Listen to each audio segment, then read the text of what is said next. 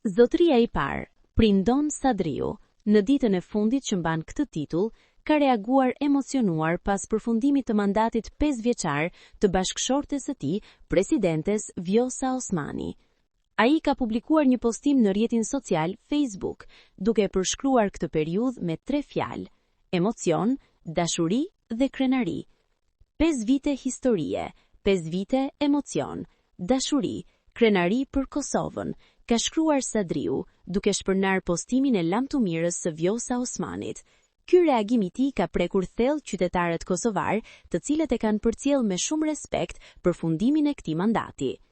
Sadriu ka theksuar se megjithse mandati i presidentes po mbyllet, ëndra e tyre për të ardhmen e Kosovës vetëm sa po forcohet.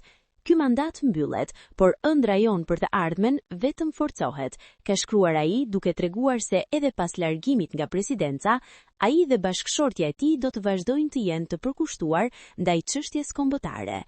Postimi i Prindon Sadriut është shoqëruar me mira reagime dhe komente nga qytetarët, të cilët e kanë falendëruar atë dhe Vjosa Osmanin për punën dhe përkushtimin e tyre gjatë këtyre 5 viteve.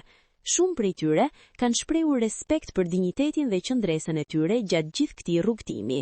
Ky reagim i zotërisë së parë vjen në një ditë historike për Kosovën, kur Vjosa Osmani ja ka dorëzuar detyrën kryetares së kuvendit Albulena Haxhiu, e cila do të jetë presidente e përkohshme deri në zgjedhjen e presidentit të ri. Një ditë emocionuese për të gjithë qytetarët, por veçanërisht për familjen e ish-presidentes. Prindon Sadriu ka qenë gjithmonë një mbështetës i palëkundur i Vjosa Osmanit gjatë gjithë mandatit të saj, duke e shoqëruar në shumë aktivitete zyrtare brenda dhe jashtë vendit.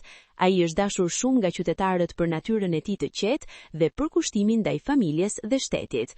Ky postim i tij mbetet një dëshmi e dashurisë dhe respektit që ai ka për bashkëshorten e tij dhe për Kosovën, duke u bërë një nga reagimet më të pëlqyera të kësaj dite historike për institucionet e vendit.